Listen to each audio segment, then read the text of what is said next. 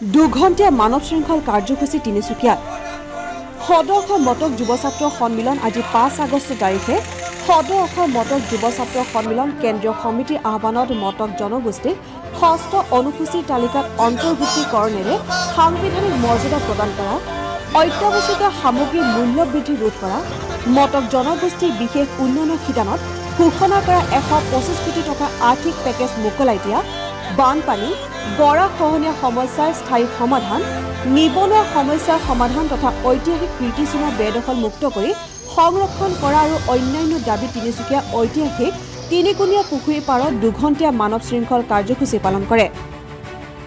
উক্ত কাৰ্যসূচীত তিনিচুকীয়া জিলা সমিতিৰ বিষয়ববীয়াৰ লগতে কেন্দ্ৰীয় সমিতিৰ সম্পাদক স্বৰূপ গোহাঁই, উপসভাপতি দিব্যজ্যোতি বৰুৱা, সহকাৰী সম্পাদক দেৱজিৎ মৰুৱা, মটক সন্মিলনৰ সম্পাদক কিৰণ ৰাজখোৱা, মটক মহিলা পৰিষদৰ সম্পাদিকা পুৰবী খনিকৰ আৰু মটক ৰাজবংশৰ সভাপতি হেমন্ত গোহাঁই উপস্থিত থাকে।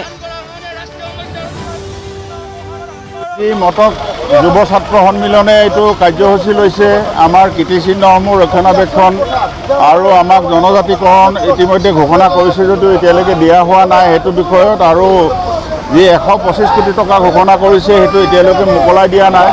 এইবিলাক দিয়াৰ ক্ষেত্ৰত যিটো প্ৰতিবাদ কৰিছে তাত আমি মটক ৰাজবংশ উন্নয়ন সমিতি জড়িত হৈছোঁ, মই সভাপতি হয়।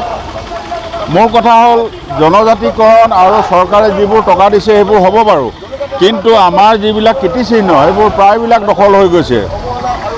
এতিয়া চাওক, চাউল ধোৱা পুখুৰীটো লোহিয়া চেৰিটেবল ট্ৰাষ্টে গোটেইটো দখল কৰি লৈছে অবৈধভাৱে, আৰু গোধা পুখুৰীটো শেষে কৰিলে। তাৰোপৰি আমাৰ দেৱী পুখুৰীটো এতিয়া দখল হৈ আছে। তাৰপিছত আমাৰ এইটো কুন্তি পুখুৰীও দখল কৰিছে। গতিকে এইবিলাক দখলমুক্ত কৰিব লাগে, নহ'লে আমি এটা কাৰ্যসূচী ল'ম বুলি ভাবিছোঁ। আমি মটক ৰাজবংশ উন্নয়ন সমিতিয়ে আমি চৰকাৰলৈ বাট নাচাই আমাৰ এইটো আমাৰ ভূমি আইনৰ চেপ্টাৰ 10 ক্লজ 10ৰ মতে আমাৰ অধিকাৰ আছে।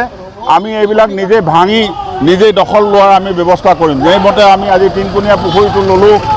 মই চেয়াৰমেন থাকোঁতে 1997ত এইবিলাক মুকলি কৰা হৈছিলে। আজি ৰাইজৰ কাৰণে সুন্দৰ জেগা হৈছে। আমি চৰকাৰে নহয়, আমি নিজৰ পইচা দি কিনে আমি বিউটিফিকেশ্যন কৰিছোঁ। ন পুখুৰী কৰিলোঁ, গভৰ্ণমেণ্টৰ পইচা নাই। আমি সেই সময়ত সমীৰ সিনহা, এতিয়া মুখ্যমন্ত্ৰী, তেখেতে কমিশ্যনাৰ, তেখেতে DC থকা সময়ত তেখেতৰ লগত লগ লাগি সেই ন পুখুৰী কৰিলোঁ। আজি এইবিলাক ৰাইজৰ কাৰণে হৈছে। আজি এইটো চক ৰাষ্ট্ৰীয় পুস্তিকালয়ৰ নামত এনেই বেৰি থৈছে, জংঘল হৈ আছে। আমি এইটো ভাঙিবৰ কাৰণে কাৰ্যসূচী লৈছোঁ।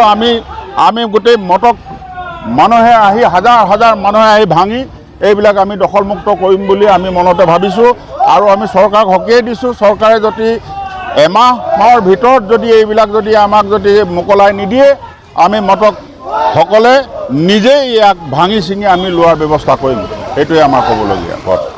অসমত বসবাস কৰা নৃগোষ্ঠীয় আদিম ভূমিপুত্ৰ মটক জনগোষ্ঠীসকলক ষষ্ঠ অনুসূচী জাতিৰ তালিকাত অন্তৰ্ভুক্ত কৰি জনজাতিকৰণ প্ৰদান কৰিবলৈ সদৌ অসম মটক যুৱ ছাত্ৰ সন্মিলনে জন্ম লগ্নৰ পৰা অৰ্থাৎ 1940 চনৰ পৰা দাবী জনাই আহিছে।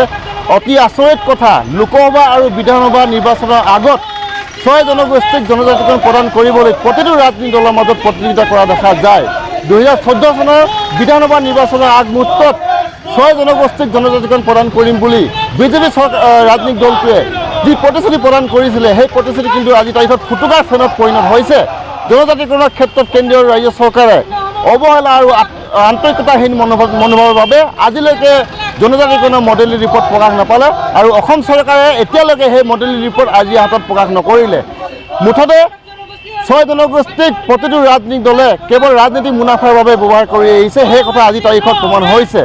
মুঠতে এক কুটিৰ ৰাজনীতিৰ ফলত মটক জনগোষ্ঠীৰ লোকসকল আজিও মটক জনজাতিকৰণৰ পৰা বঞ্চিত হৈ আছে, সেই কথা প্ৰমাণ হৈছে। মটক জনগোষ্ঠীৰ বিশেষ অৰ্থনৈতিক শিতানত ঘোষণা কৰা যি 125 কোটি টকা অসম চৰকাৰে ঘোষণা কৰিছিলে, সেই অৰ্থনৈতিক পেকেজ মোকলাই দিবলৈ আমি চৰকাৰক পোনপটীয়াভাৱে আমি আহ্বান জনাইছোঁ। মটক জনগোষ্ঠীৰ যিসমূহ ঐতিহাসিক কীৰ্তিচিহ্ন আছে, সেই কীৰ্তিচিহ্নসমূহ এতিয়াও বহু বেদখল হৈ আছে, আৰু সেই কীৰ্তিচিহ্নসমূহ বেদখল মুক্ত কৰি সৌন্দৰ্য প্ৰদান কৰাৰ উপৰিও সংৰক্ষণৰ ব্যৱস্থা কৰিব লাগে। আৰু মটক জনগোষ্ঠীৰ উচ্চ শিক্ষানুষ্ঠান আৰু কাৰিকৰী শিক্ষানুষ্ঠানসমূহত অধিক আসন সংগ্ৰহ কৰিবলৈ আমি চৰকাৰক আহ্বান জনাইছোঁ। বৰ্তমান অসমত অত্যাধিক মূল্য বৃদ্ধি, নিবনুৱা সমস্যা, বান গৰাখহনীয়া, সীমা সমস্যা স্থায়ীভাৱে সমাধান কৰিবলৈ আমি অসম চৰকাৰক আহ্বান জনাইছোঁ।